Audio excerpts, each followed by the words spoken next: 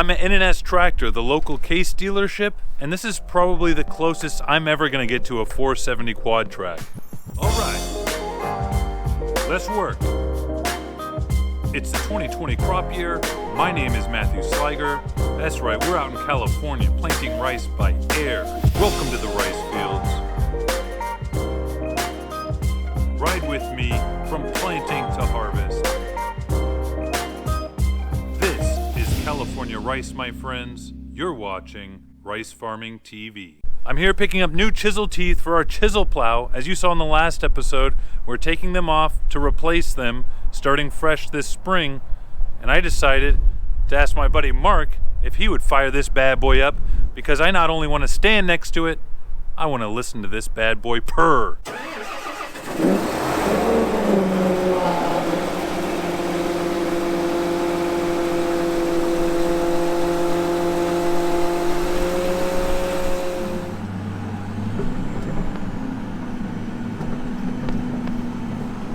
Shifty with 4 tracks. Yeah, it is a little bit, just the way it articulates. So what's the specs on this, Mark? 470 horsepower with peak power rise up to around 520. It's got a 13-liter FPT engine in it. So what are guys in rice pulling with something like this? Big cultivator? Cultivators, chisels, big discs. Whatever it is, it's big. Big implements that they have, yeah. Big implements, yeah. What are you guys doing mostly around the shop right now? Winter overhauls, inspection and overhauls between tractors, combines. Guys are trying to get all their equipment ready and everything for in a couple of months when we start tearing up ground. Yeah. What's that ramp right there? See how much air you can get? Yeah, just a little loading dock for when we have step decks come in with equipment or what have you. I see. So those tracks right there would go on one of these? Yep. Replacement tracks for all of our Quadtracs.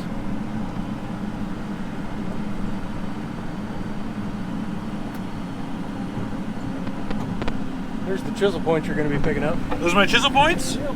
Oh, dude, my dad would love this cab. I don't even know how to get out of here. The handle on the bar. Handle on the bar? Yeah. Oh, there it is.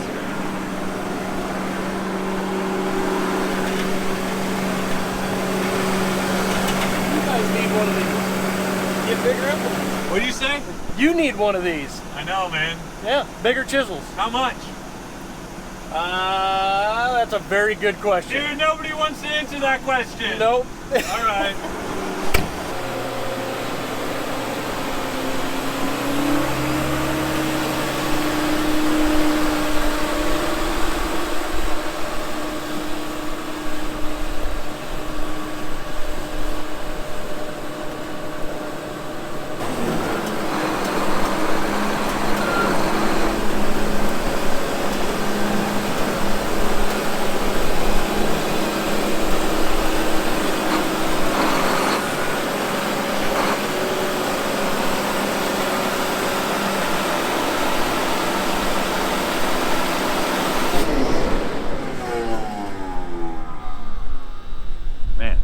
Pretty fancy. Now let's pick up those chisel teeth, take a look around this equipment yard. Pretty cool stuff here. Here they got all their combines. Well, that's pretty cool. Lots of MacDon headers, never seen them in this position before. Now here's something I recognize. There's a whole honeybee header. There's those tracks again, man. These things are huge. Lots of orchard tractors here. Now you know who's making the big money. There's a 9120 Harvest Combine. Oh, check this out. They've got the feeder house off of this one, so we can go inside and take a look at their single rotor system. Look at that. Totally different from our spike tooth cylinder setup. Isn't that amazing? Of course, the rotor is out of it, so there'd be a large cylinder here with pucks on it, like we saw our dual rotor system on the Claas Lexions, but this is a single rotor. Here's the grates, concaves, got them out.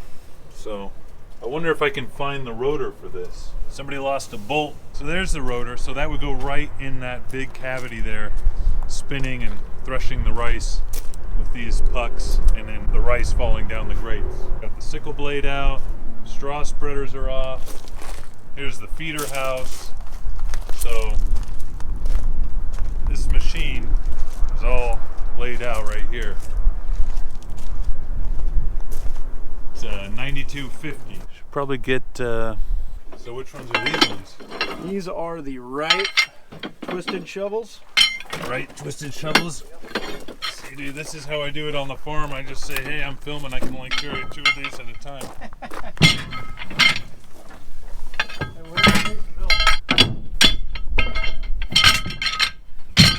27. All right. Enjoy. Thanks. Now it's back to work. Yeah. So they make left and right chisel teeth. We got 35 right and 27 left. That's because on every row of the chisel plow, we alternate. So the first row is throwing dirt to the left, second row to the right, third row back to the left. That's just to help work up the ground even better. Let's look behind this chisel tooth and you'll see that when mounted on the chisel shank, that upward arrow there is going to throw the dirt off to the left. So this would be considered a left-handed blade. We've got our left-handeds here, right-handeds there. We're ready to get back to the shop and put them on our... I need a snack. Thanks, Mark. The next day. Got all the chisel teeth out, laid them out by the chisels, needed to make space in the back of the pickup for this bad boy. Because we're gonna be doing some digging away from the equipment yard.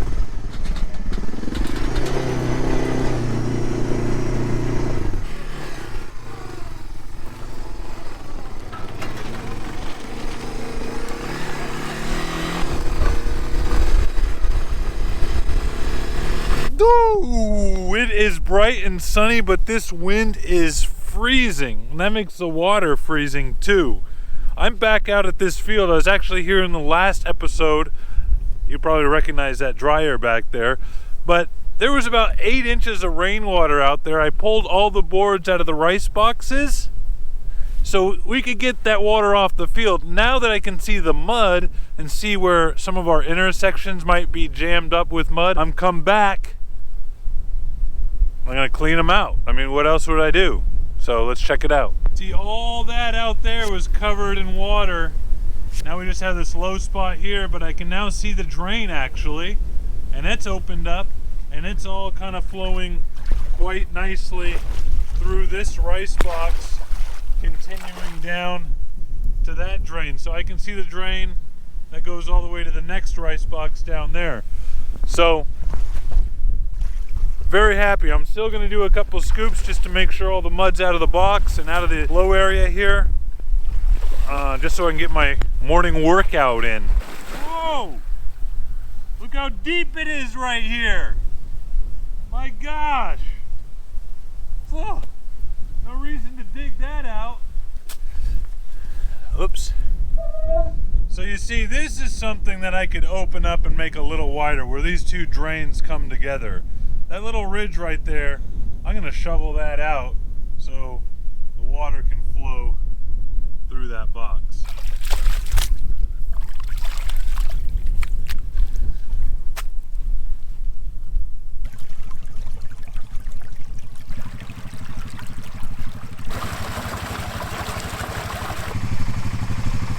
In this field behind me, you can see there's a lot more straw remaining after we took off the flood water that was helping decompose it.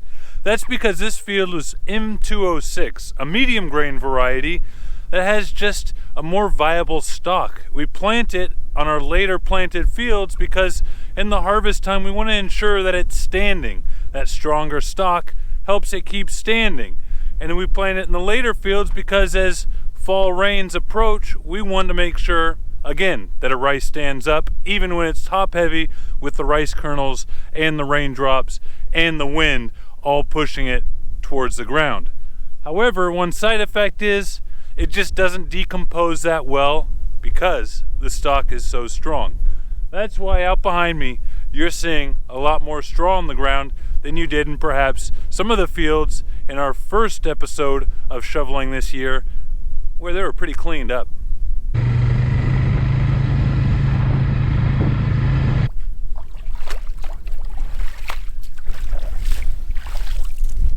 Well, folks, that's what we're going to be doing for the rest of the day. And I know you don't want to watch me just shoveling mud, so let's call it a video. What do you say?